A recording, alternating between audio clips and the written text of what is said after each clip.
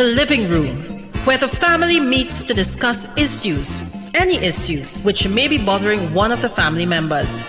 That's what we do each and every Tuesday on WAC 90.1 FM with Ricardo Mitchell and DJ Aaron 868. We have casual conversations on serious topics, from sports to culture, mental health to economics, relationships to life lessons. Join us each and every Tuesday on WAC 90.1 FM. The Living Room, casual conversations on serious topics. So it's a couple minutes, well actually it's 6 p.m. because Tony does make sure and start the show at 6 p.m. and he's having looking bad when I say a couple minutes after. So it's 6 p.m. here in Trinidad and Tobago. I don't know what time it is where you are, but I'm glad to know you're locked on to the true nation station, WACK 90.1 FM, where we are culture crazy. Today is, what's the date today, boy? The 24th was Saturday. Alright. I mean, 26th, we are the 27th. It's the 27th of September. That means we have 3 more days for the end of the financial year, and I mean, yeah. By the way, budget read yesterday. Like, don't go down that road, please. Maybe we'll have time for that. No, please, no, not at all. Anyhow, if you don't know the voices you're listening to or even watching, this is yours truly, DJ Aaron 868. I'm always great and I'm never late, alongside my bro with no fro. Ricardo Mitchell, the social stage and the local stage. Ricardo, you feel that because we're in person, we're not supposed to start the program like how we usually do it? I apologize.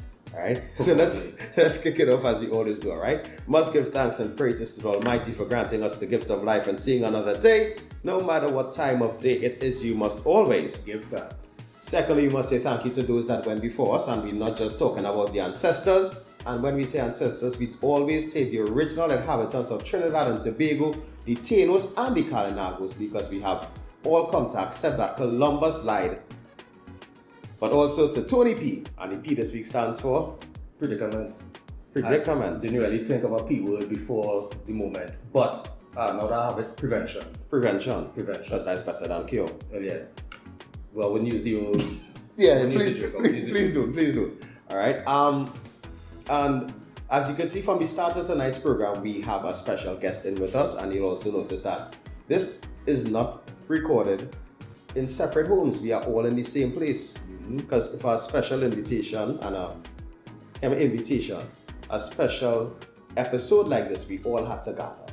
Nah, invitation is also the right word, because this is the type of conversation that we need to start inviting our peers to have on a more regular basis. Alright. And appreciatively, we're doing it home, in our living room. Literally just 3 guys sitting down, having to have the conversation.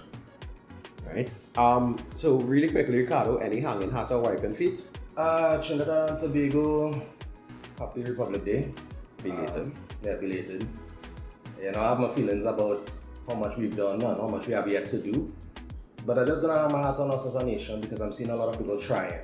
I'm seeing a lot of people trying to put in the work, trying to have the conversations, do the things. And it's no longer just pockets and silos. I'm starting to see organization. I'm starting to see that the environment is changing. The needle is shifting slightly. But I want to acknowledge the work that everybody is doing in their arena to help us carry this thing forward. Right. I want to hang my hat and wipe my feet simultaneously, just like I did last week. Oh, there we go. TKR is out of the CPL competition. Apparently, the owners of the franchise and the coaches tried to assemble a super team, but we actually didn't assemble a team. We assembled a group of finishers, but no starters. People who could keep the fire going, but not start it. And also people who just get the ball rolling, but don't know how to pass. Okay. Oh, wow. Are you talking about the lack of taking singles, turning over strike, that type of thing? I saw Puran try to do it this weekend, but like he's so not accustomed. Anyhow, right. Right. So Ricardo, take us away and introduce our guest, and let's get today's conversation started. Yeah, well, first and foremost, Franz is no stranger to delivery. Right? He's had conversations with us before, and this is a particularly interesting conversation because we are acknowledging that it's the end of suicide prevention Prevention and awareness month. this conversation is important because, I'm definitely putting trigger warning up in advance. Heavy trigger warning. We going straight into the reality of the situation. It's one thing to look at a newspaper report or to see a Facebook post. The reality is that when you actually attempt and fulfill suicide, there would have been things you went through before you got to that point. And our hope is to identify what it feels like, what it looks like, what the experience is, so that we can hopefully avoid ideation. Not just that, but if I could cut you off here, on the people around those going through suicidal ideation, what they can look for and how they can act to hopefully prevent fulfillment. Right. So mind you, just like you did, listeners, I have just received the trigger warning as well. So just how you are going through this episode, I'm going through it as well. Yeah. Right? Franz Gillezeau. I mean, your dude is super popular, but you certain he has way more followers than either Aaron and I do. I don't know about that. Yeah, but that's because, you're a guy I'm involved in class. You are a fitness instructor. Where's the professional term into that? I don't want to call you a fitness instructor when you're really a trainer. I don't want to call you a manager when you're really a superhero trainer, facilitator. Third degree black belt in ITF Taekwondo. I do a little bit of grappling and stuff now. I have certificates in fitness instruction, fitness training, and strength and conditioning, so could train athletes. And I also am now the branch manager of Raw Fitness in Brentwood. Yeah. So this is a guy who can handle himself. And the reason that I'm saying that is because I want people to recognize that being able to manage and excel in one area of your life doesn't mean that everything is perfect. It doesn't mean that you automatically have everything else on the wraps. So to get into it, before we get into it, we have to take a second, and even though he's in here with us, we still have to welcome him into the living room in the style that we always do. Alright, so Aaron wants to play our Vorish intro. Yes, and our Vorish is in concert at the end of October, the 28th, in Sapa. Alright? Welcome to the living room. Welcome to the living room. Welcome to the living room. Welcome to the living room. So, the sound of those lovely voices is going to be replaced by our also equally lovely voices. I'm not going to shoot from it. We have nice voices, but we're going to leave the majority of it this evening with Franz. Right. So just to tell you how we got to this point, having recognized the contribution that the living room makes to mental health awareness, Franz reached out to make sure that we had the conversation to acknowledge Suicide Prevention Month. Okay. And I invited myself, is what Ricardo trying to get at. well, I would have phrased it that he accepted the standing invitation we've extended. I'm not going to say that's very Ricardo-esque. Well, thank you. So what, walk around what No, to happened? invite yourself. Oh, right, yeah, okay, yeah. Fair Also play. factual. So, Alright. Franz, first and most important question. Correct, that's right. Not where's the scene, or where's the just physicist, or where's the scene jelly bean. How I used to get are that. you? I'm good. Significantly better than I was, and I'm good. How are you all? I feel a sense of trepidation. I know this is going to be a conversation where perhaps I should have brought napkins. You should have. Yeah. Yeah, that would hard edit, click, poof, napkins. To make that happen actually. But yeah, I'm good. I'm good. I also understand the weight of the responsibility to have the tough conversations. And I think that this is going to be important for not just the listeners, not just the viewers. This is going to be important for us so that we could set a tone where we could just have the conversation. Not talk about having the conversation, No, but have the actually having the conversation. conversation. So, yeah. Aaron? On Saturday, I was having a conversation with some friends of mine and telling them that as men, we don't have these kind of conversations. Over the past couple of weeks, as Ricardo would have known, that I did some talks for two groups in particular, and both of them were exclusively women. And I felt a sense that I had to do more to have conversation like this with men, with my peers, and also for you, the listeners, to benefit from.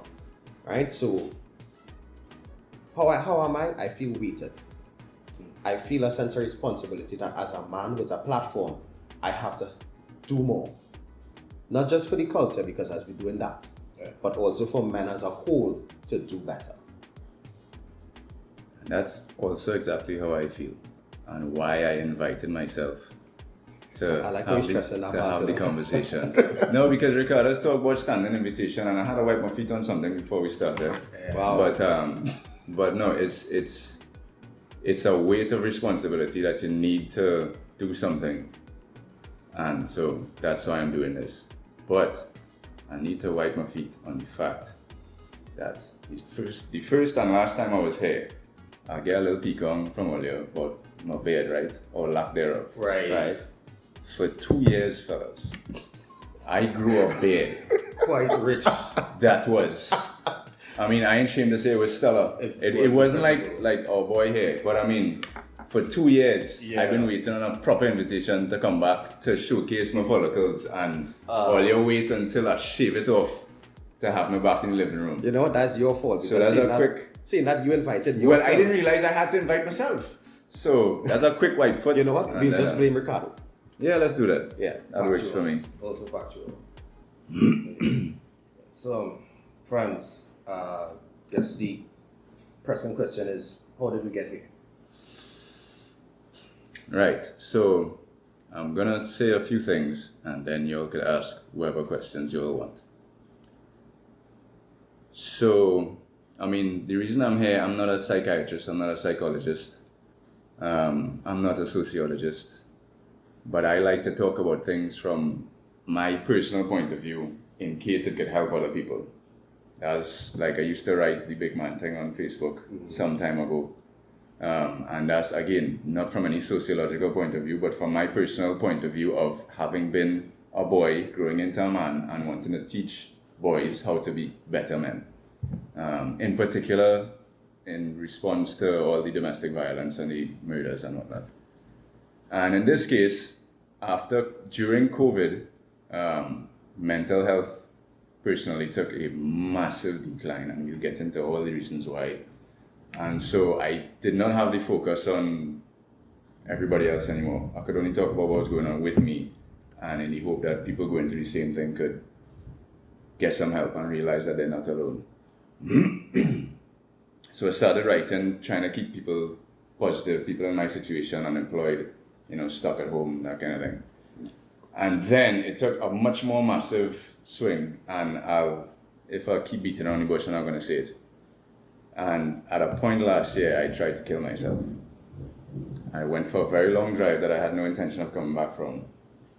And in the writing since then, I just call it my moment of crisis, because this is the first time I'm saying that out loud, except to one or two very select people. I mean, I didn't even say it in therapy after that. So that's how we got here. Last year, I tried to commit suicide. Didn't work. And I've been on the road to recovery since. Ask away. Now, I want to ask about the after part before we get into the why and stuff like that. The road to recovery is what? First of all, it's long. So you want immediately after, the moments after. You ever seen Lethal Weapon, the first one? No. You ever seen it? Yeah. You remember the scene where Riggs sits with a gun in his mouth and he tries and then he can't and then he gets really angry with himself? Yeah. So my implement was not a gun, but it's like that is the most accurate depiction of suicide from a personal standpoint I've ever seen. Attempted suicide, I should say. I sat there and I sat there and I tried and I tried and my hand wouldn't move. And afterwards I yelled and I screamed and one of the things with severe depression is your brain doesn't work properly. So your memory is shot. So what happened immediately after, I thought I answered a phone call because my phone had been ringing because I'd disappeared for hours. So after a few hours, different family members, my phone was ringing off the hook. And so I thought I answered a phone call from my wife and let her know where I was. I didn't say what had happened. And she said, well, she's gonna call my parents called my brother. I was in the West, I ended up in the West. Two of my brothers live in Port of Spain, so my mother called both of them, said, get yourself down to where Franz is, he needs help. But I didn't answer a phone call. I called. I have no recollection of calling at all. And then everything followed after that. My youngest brother is the one who showed up first. Nobody told him what had happened because nobody really knew what had happened. So he got into the car with me and we just kind of sit there. And he's dead. He's seen by him. And he was really one of the perfect people to show up first because he's just like me. He's very stoic, very matter of fact.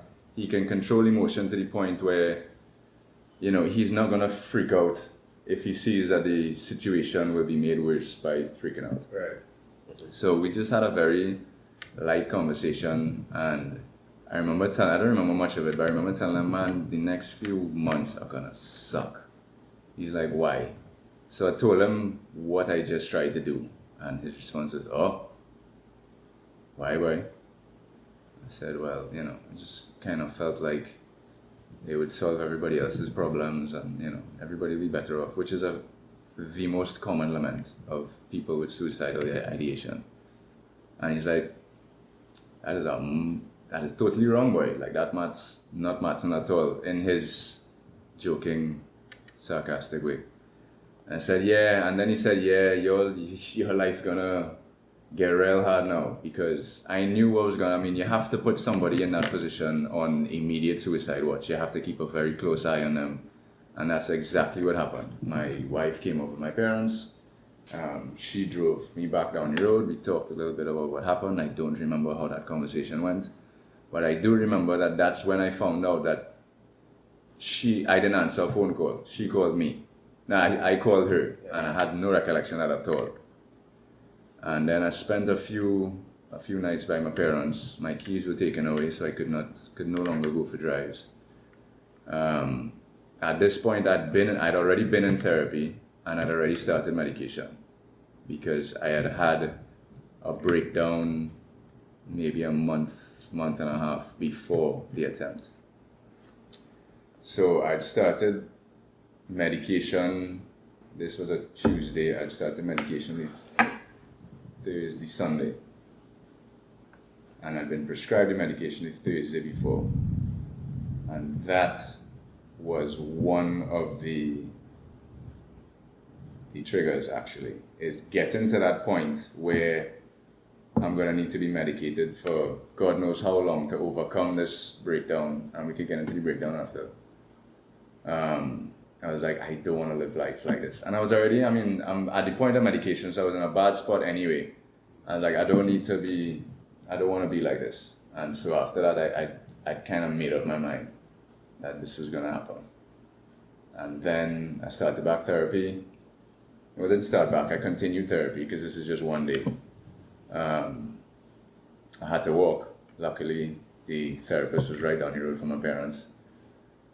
Like the day after, I was back in an online course that I'd started doing just out of habit, right. which is one of the things that can help people going through. I was talking to a friend of mine about this just today, actually, who is in a bad spot but has gotten himself into therapy and possibly on medication, which is a massive step for the individual, because he has always shunned those kind of things.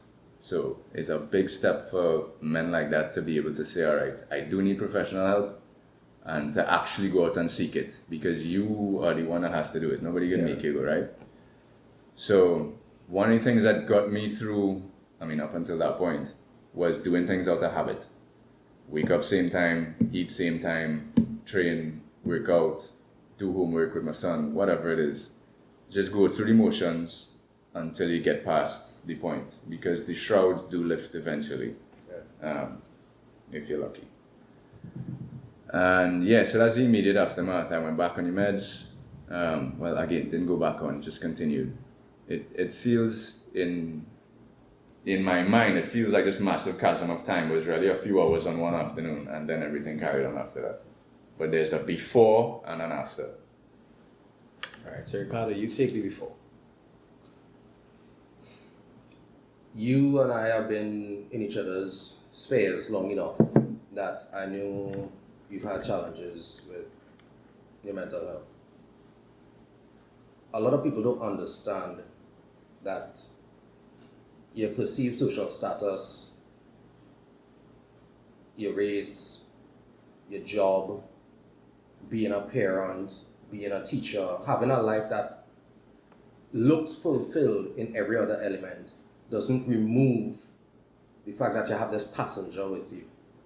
This thing that you have to navigate, that it might get quiet, but every now and again it reminds you that it has not left. The pandemic would have probably contributed to the circumstances that led to the moment of crisis. But do you think you could identify, besides the point where you came to terms with, listen, I've gotten to the point where I'm medicating. Besides that, can you say that you recognize anything else that was contributing to the wear down, to the point of, all right, this might not be the last straw, but it's definitely one of them? Yeah, I've pinpointed just about all of them anytime. So to go well a ways back, as you say, I've had mental health problems for a long time, as long as I know myself, really. I've always been very moody. And friends of mine, my temper is notorious among my friends, my brother's friends. Some of my brother's friends, I think, are still a little afraid. My youngest brother's friends are still a little afraid of me because of the way they saw me act as a teenager when they were young kids. So I've always been moody. And it was mostly anger problems, rage. I have had and have a terrible temper. But on the flip side of the rage, after the high of the rage is swoop down to depression, which I don't know that anybody really knew about. But I would sleep for hours during the day. That was my go-to, was go to sleep. And that's one of the things you can look for as a friend or family member of someone who has severe chronic depression or suicidal ideation. Excess sleep is definitely a sign, because that's the escape. You just sleep. And I used to do that all the time. When I was 19, I think, I started anger management classes because I kind of decided, I don't remember what it was specifically, but I decided I didn't want to be that guy anymore. That people were afraid. I do remember one instance where a good friend of mine asked me for something. I think it was like to get him into a club or something with us when we were going in, because I knew I had a partner on security or something. And I said, yeah, no problem. And he's like, wait, boy, I didn't expect that reaction. Franz would have said, hey, enter cuss word here or whatever. Yeah. And that's a good friend of mine. And I didn't realize that this is the impression people had of me. So it's like, nah, I can't be this guy anymore. So I got into anger management classes. And another very good friend of mine who had temper problems just like me saw me do that. And I was like, I'm coming. I said, wonderful, let's go together. Because he was just like me. He would hit things and he would lash out verbally at people who he had no business lashing out at. And so we went to these anger management classes hosted by a nun called Sister Paul Donnellas, rest in peace. And as Aaron was just talking about, where he did these talks and it was a room full of women, it was us two and a room full of women. And we were applauded for being the only two men in the room because men do not do these things. And those sessions helped a lot. And that was my start down therapy when I was 19, 20. And then I was in Houston going to university, so 22, 23. And I was very close to not making it into business school because of the way I had allowed my grades to slip. And so I was under immense pressure scholastically, and I spiraled hard. My girlfriend and I had broken up, my grandfather died fairly recently, and then this the school thing, I was looking at being put out of school. So I spiraled hard. And conversation with my parents over the phone, because these days there's no Skype, there's no nothing. You can't see the person. Yeah. But in conversation, they're like, we're bringing you home.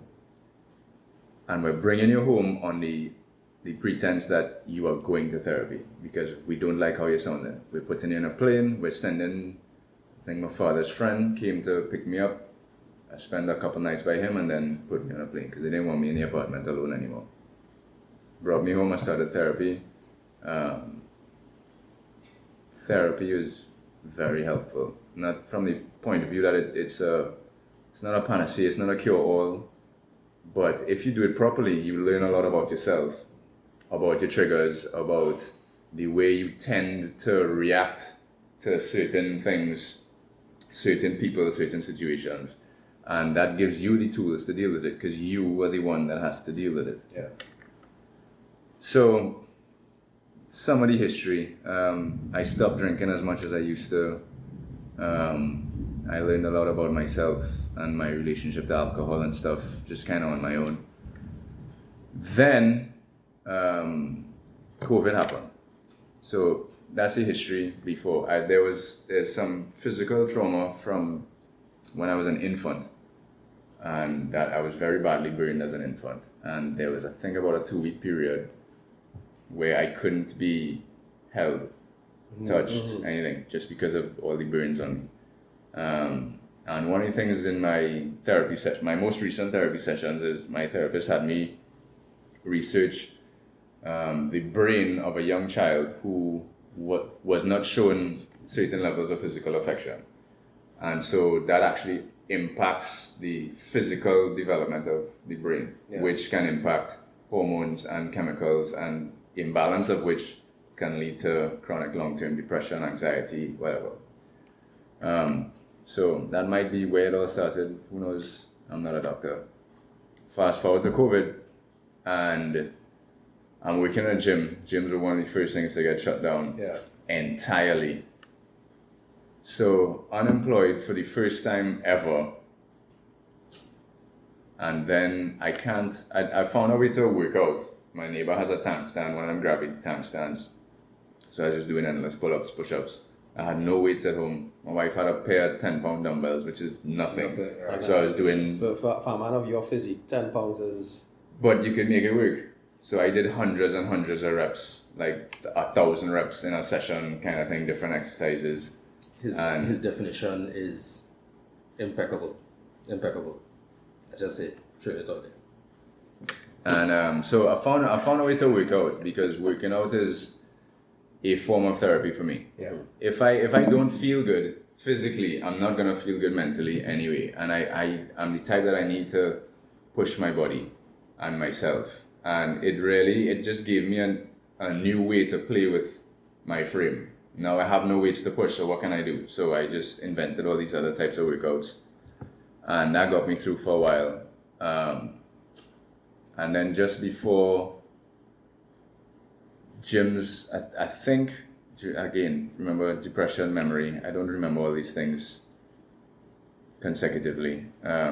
But I think I was still able to go to the dojo, where I'd started doing grappling and stuff for a little while. And that was really helpful, because again, another way for me to push myself. Then that got stopped. Bars got stopped.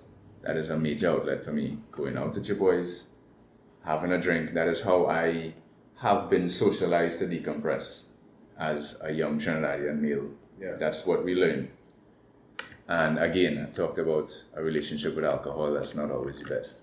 So gyms are closed, then the dojo is closed, bars are closed. You couldn't leave your house. I couldn't even go by family. Yeah. So me, my wife, my 4-year-old son at the time, at home all day long. Now, luckily, my wife was still able to work. She was deemed essential. And so that kept the lights on and the roof over our head because we had just bought a house and were now paying a mortgage. So, stress. So, every single one of my outlets was taken away. Yeah. And as well as the stress of being unemployed, a massive new bill to have to pay every month, which is a mortgage, and the responsibility of keeping my son occupied, engaged, educated. And I don't know if I mean, some listeners must know what it's like, stay-at-home moms especially, what it's like having a 4-year-old be your only interaction for a day. It's maddening because you have to communicate on their level. You can't communicate with them on your level, and you're just dying for just another human adult to talk to. So I want to interject here. In case they have not actually picked it up themselves, right? Your stoicism is a reflection of your cerebral process. You are a deep thinker. You are analytical. Even the idea of not being able to communicate or express, to stimulate yourself mentally, intellectually, that is also one of a major outlet that was removed from you, because now you have to listen to what was this, Paw Patrol and was it Baby Shark?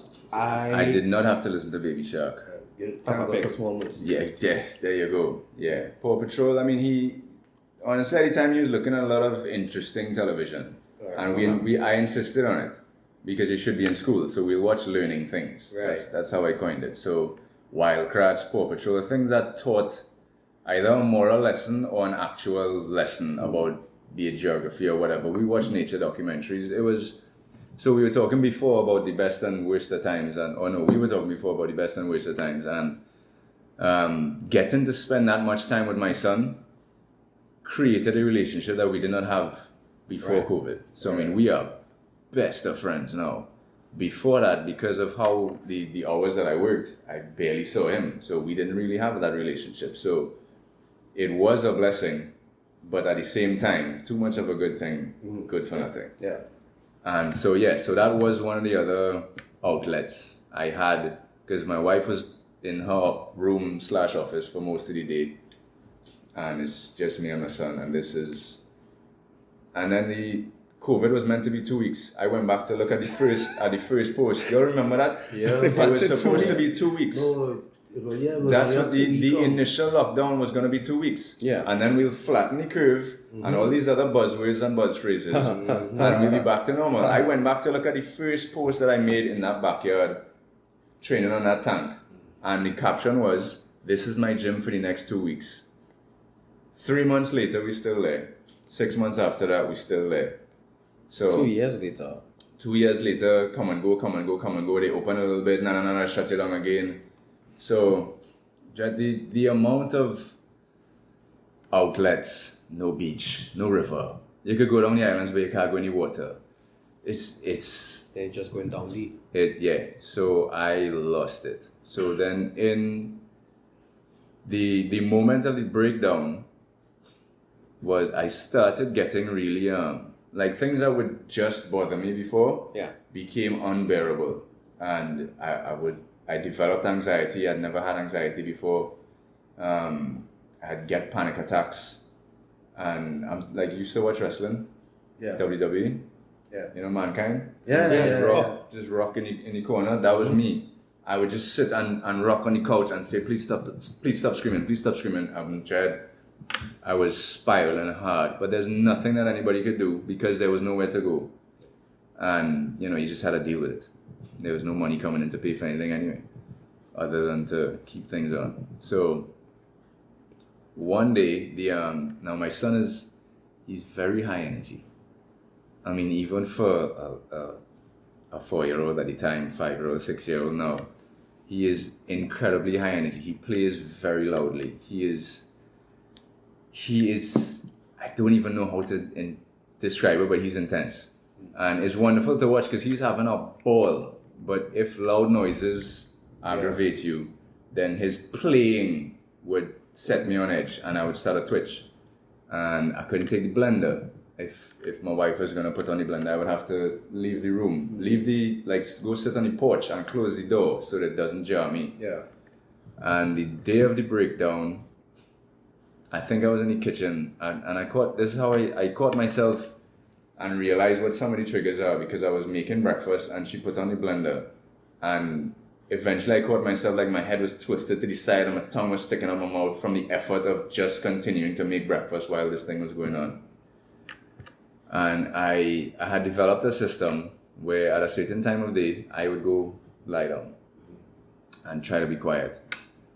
And I was inside lying down and my wife and my son were at each other's throats over I don't know what.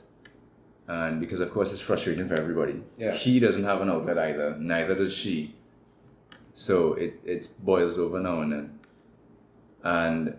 But he was calm. That's what tripped me off. He was calm when I just left the room and he was calm. And then she came outside and something tripped him off and he started screaming.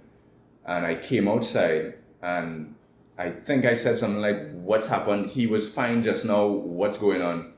And she said, don't worry about it. I'll handle it. And I said, well, you're not handling it. And I turned to walk back inside and he screamed or something.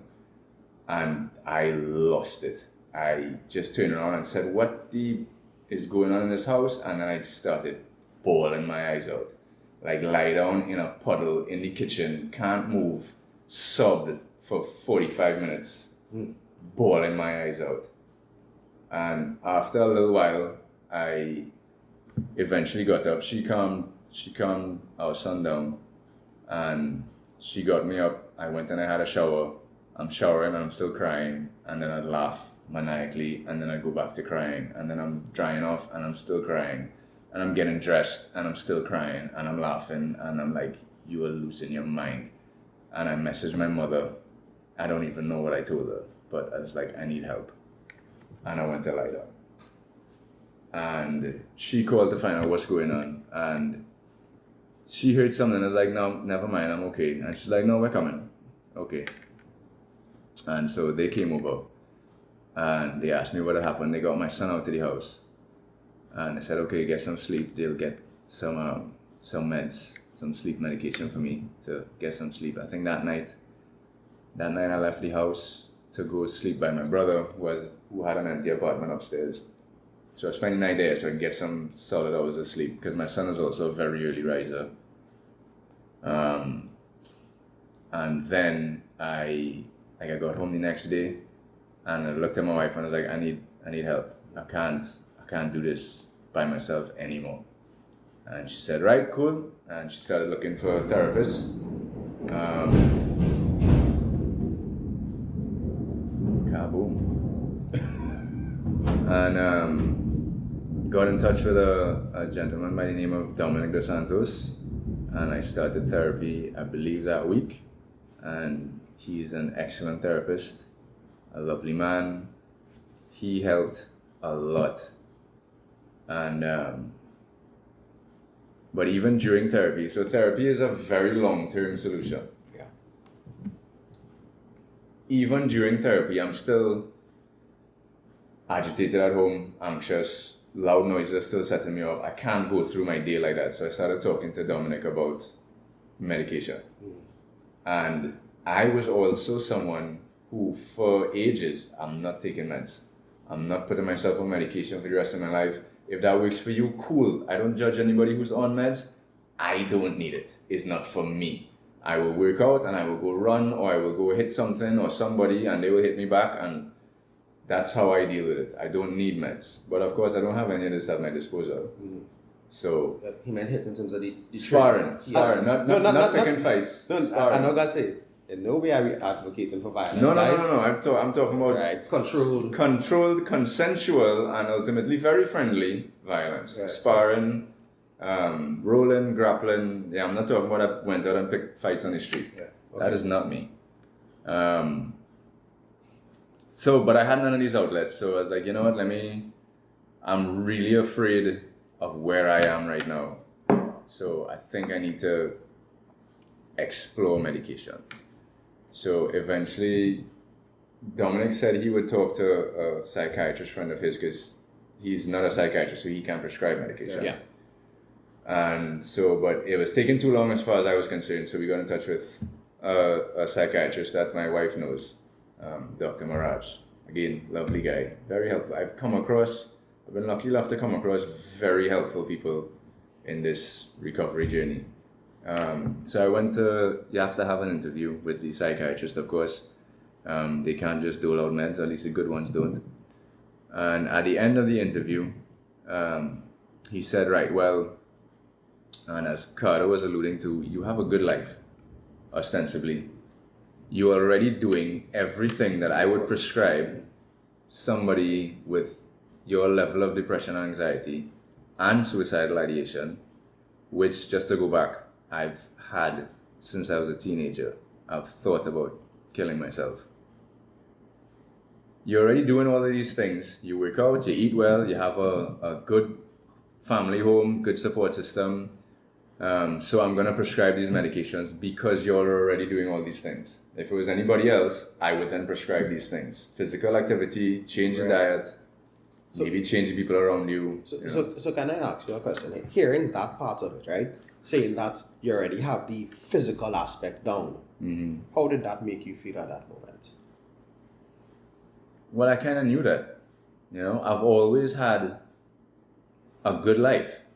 Even when things weren't good for my parents, things were fine for us because they never let on their own struggle. So I've always ostensibly had a very good life. Loving parents, very supportive. My brothers and I didn't always get along, but that's brothers. And, really good friends.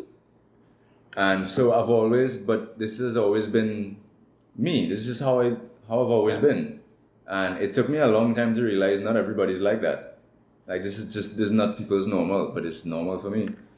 And so I understood. It didn't take me by surprise or anything. I suppose I felt, not vindicated is the wrong word, but I was doing the right things. All right, I'm already doing everything I possibly can. So I felt better about that, I suppose. You recognize what the boundaries of your control were. Yeah, exactly. And so you can't do anything about the chemical makeup of your brain at the point of crisis that I was at. Yeah. You can definitely control it to a certain point. The amount of sleep you get, the amount of physical activity you have, the way you eat, what you read and watch on TV and that kind of thing. So you can't control it because all that affects the chemical makeup of your brain. And you're either stressing yourself out a lot, and which sends cortisol levels up and serotonin levels down and all these fancy things. But at the point of crisis where I was, which was physically worse than I'd ever been in my life, he prescribed the meds just to get me over the hump. He's like, this is not going to be lifelong. It's not even going to be long term. This is just to get you over this hump. It will help you sleep better. And once everything normalizes, we can wean you off and you should be good, as long as you keep these things up and you stay in therapy. So I said, cool, no problem, I'm here, might as well do it. And then I was all gung-ho for it in his office, and then I left his office and I went for a really long drive to think about where I was. And I started spiraling a little bit. I don't want to sound like, I have bipolar, well, I might very well have bipolar disorder, but I don't want to sound like I have a split personality or anything, but there's a voice that just repeats mean things to you. And it started telling me, or I started telling myself, it's not a separate entity. I started telling myself, look at you. You're on meds, that's how you want to live your life, blah, blah, blah, blah, and it started spiraling. And I realized on the drive, and on the way back, I went up the old road to, I don't remember if I reached all the way to Couva and then, but I went up the old road.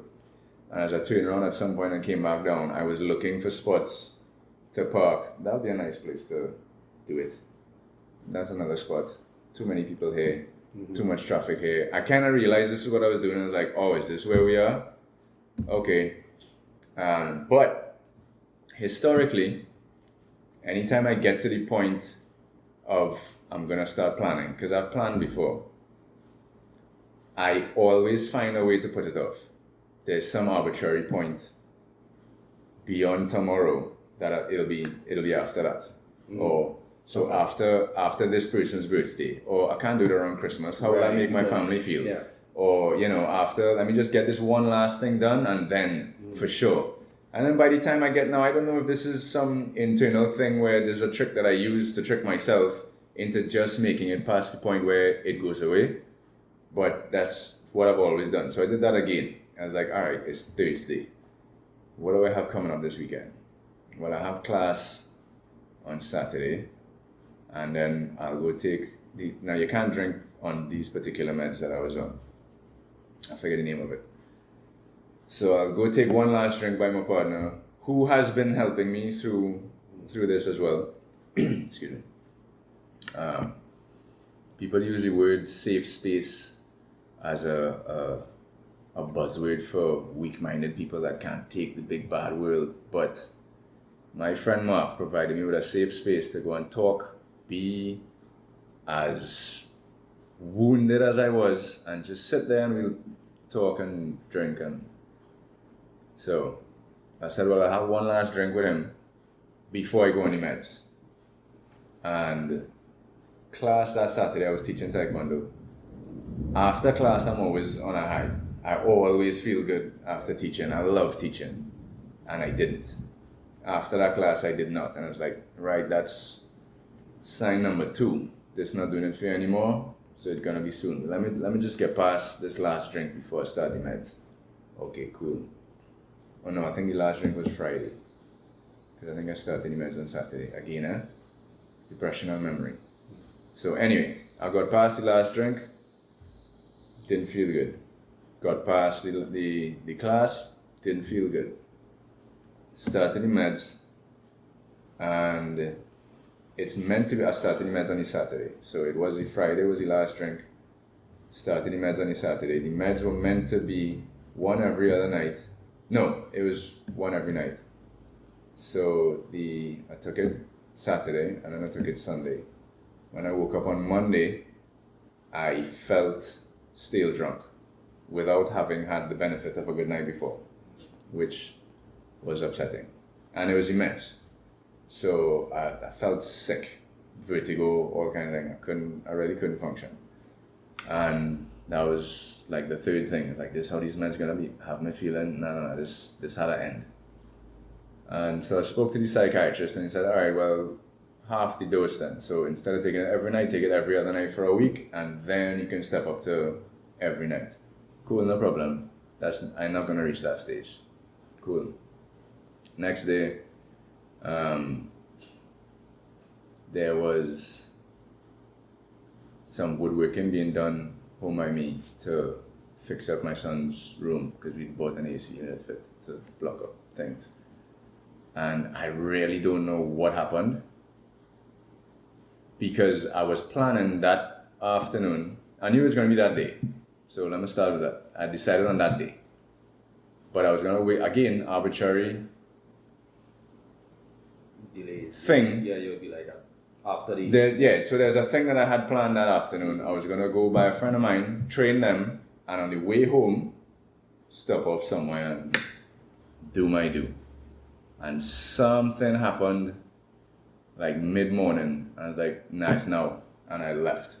I cleaned up downstairs and I left. I'm going for a drive. And I didn't really know where I was going. I just knew I wanted to see the sea. And I went for a drive. And anytime you see recollections from people who've attempted, they will tell you there's one really impactful video called The Bridge Between Life and Death, where this guy is talking about he was a police officer on the Golden Gate Bridge. And so he details saving people and people he couldn't save. And there's one guy that he saved who then went on to do his own TED Talks and stuff. And that guy says he was waiting on somebody to see that something was wrong and ask him so that he could tell them, so that he could stop himself. And so while you are hell-bent on this has to happen, there's a voice screaming, please somebody notice and stop me from doing this. I don't want to do this. It is the weirdest, you feel like you're going insane. And I think this is a perfect opportunity now to ask. I'm noticing the jersey you're wearing. And it says no one is coming. Yeah. So, segue. So, We should steal that off. Yeah, That's it. that is, you are now a soundbite. $5 each use. I'm a businessman. So Wow. yeah, well, you gotta make money. All right, so this is flashing way forward. So no one is coming. Like my wife asked me when I got this shirt. It's like that's pretty depressing, isn't it? I mean, what kind of outlook is that no one is coming? And I said no, it's actually really empowering, which is why I bought it. So I've talked about the fact that I have a massive support group around me. My wife, my son, my in-laws, my parents, my brothers. I have really good friends. So they're all there for me, and they all, man, after my attempt, the wagons were circled like I could not imagine. And so people are there to help, but you have to do the work. You have to go to therapy. You have to decide if you're ready for meds or not. And if not, do what needs to be done otherwise. You are the one that has to drag yourself out of bed to carry on with whatever's going on. You're the one that has to do it. So I'm branch manager of Raw Fitness in Brentwood. Brand new gym I think is the largest gym in Trinidad, square footage wise. Pretty nice gym, I must admit. Yeah, it's nice, man. I quite like my job. But having gone from managing Cyborg's gym, which is also a nice gym but very small, there's not a lot to. It's intimate. Yeah, and there's not a lot to manage. Within the first few months, you know everything about the place. Nothing new happens, and so you're pretty set. And I'm working for great people as well. But to go from that to this massive new gym, Sprawling compound. I have a staff of 20-something people, whereas before I had a staff of 1. And it's a brand new building, it's a brand new gym, it's a brand new computer system, it's some people's first or second jobs. So I was shot out of a cannon, which was great and then not so great. So I was exposed to a level of stress and activity that I'd not been exposed to for ages. And I remember coming home one night feeling really stressed out and thinking, I can't do this job. This job is too much for me. And I responded to myself saying, well, nobody else is coming to do it. So you have to do it. And I remember thinking, that sounds familiar. Like I heard that no one is coming somewhere. It sounds like something Tim Kennedy would say. And Tim Kennedy is a guy, a fighter that I follow, that I really like. And so I looked it up, and he probably said in one of the million interviews I've watched of him, but he had it on a t-shirt for sale alongside his book, which I'm reading, called Scars and Stripes, which details his life, but from a perspective of you have to fail a lot in order to succeed. Michael Jordan talks about it a lot as well. He would not be where he was, as successful as he is, without having failed 10 million times. And so I saw that combo, the shirt and the book, and I was like, I need this. And so that is where no one is coming. Regardless of how much support you have, they can't do it for you. You have to do it. You have to want to do it, and you have to want to do it for yourself, not for anybody else. Which, to segue again, a lot of suicide prevention, not a lot of, but there's an element of suicide prevention messaging where it's like, how are other people gonna feel if you do this thing? Think about the other people. Yeah. It's like, no, Yeah, I'm thinking of the other people. They're better off without me. Don't make me think of the other people and then make me feel bad for my decision to do this. Yeah. Think about you. That's it.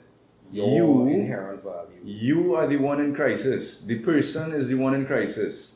As far as they're concerned, as far as I was concerned, everybody else is better off without. So don't tell, and that's one of the things I hope to talk about later, don't tell anybody that has expressed suicidal thoughts or behaviors, think about other people. That's all they're thinking about is other people. Now, I heard you say talk about later, but as you know, Ricardo, this is the other P word that we use in our show. Yeah. We are getting perilously close to the end of today's program. And I don't think we covered enough in this conversation today. Well, fortuitously, if I'm not mistaken, we have Mental Health Month. Starting next week. Is it? Yeah. Yeah. Oh, cool. So, Right. So I think can we? we could probably kick off Mental Health Month as a continuation to this conversation. What I love about today's conversation is the fact that you kept stressing that you as the individual need to make up your mind that you have to accept and access help. Help, sorry, not help. Help. Because nobody could make up your mind for you. You have to make up your mind for yourself. And I think knowing that you have a problem as well is a huge part of it. And in all that you have spoken about today, Franz, you have shown a level of self-awareness, which is very important. And it's something that some persons don't possess. They would think that, as you say, they're using the methods to decompress, and that's it. But they're not self-aware as to what is putting them to that point where they need to decompress. So as we end today's program, we ask you, the listeners, to continue to look at yourselves. And not just look at yourselves in the mirror and say, yeah, but I'm looking good.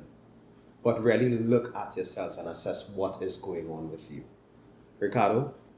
I would repeat something that I've been saying a lot, but I could walk with you. I can't walk for you. You sure? I can't walk for you. Definitely. Can't walk in my shoes.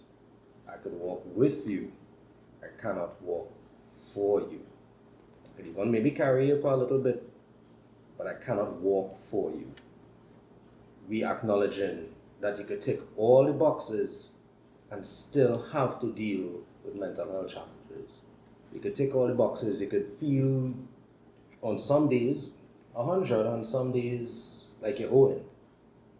I invite you to join us again next week as we continue the conversation and start Mental Health Awareness Month. Yeah.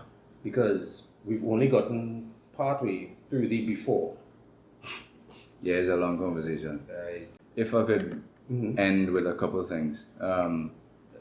So, having the conversation in person, I really wanted to end on, because it's Suicide Prevention Month, people who go through suicidal ideation can really only do so much to prevent suicide themselves before they try to act on it, like I did. Like millions of other people do every year. I mean, last year in Trinidad, the stats were, it was close, by September last year, it was close to 100 suicides completed.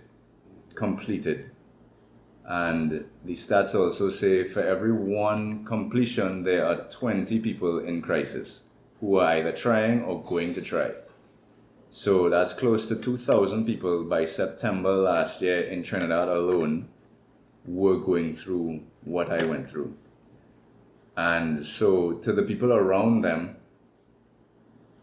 if anybody expresses suicidal thoughts, I mean, they could outright say it. I've had friends. Yeah.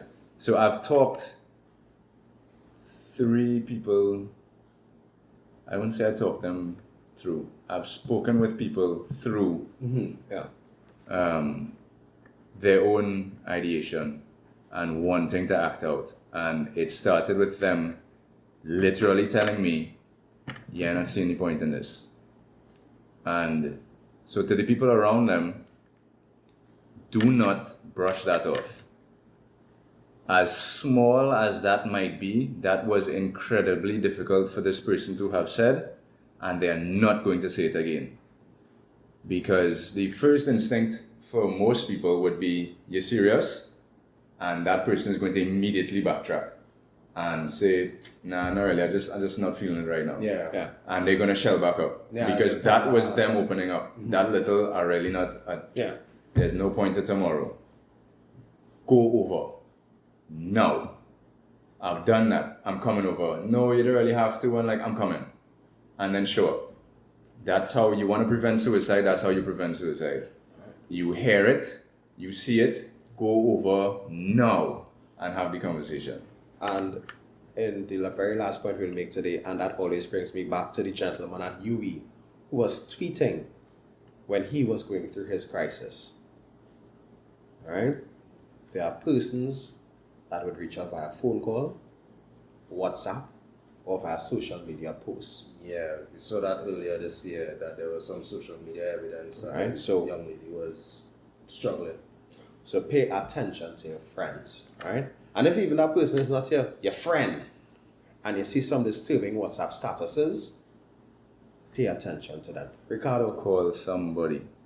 This is Ricardo Mitchell, the social stage and the local stage. And while we might be signing out of the program, we're not signing out of the conversation because we are going to continue as we shepherd in mental health awareness month. Remember, guys, your glass is opaque. We don't know how much time remains, so whatever you're doing, be good and stay safe. One more thing, if I may.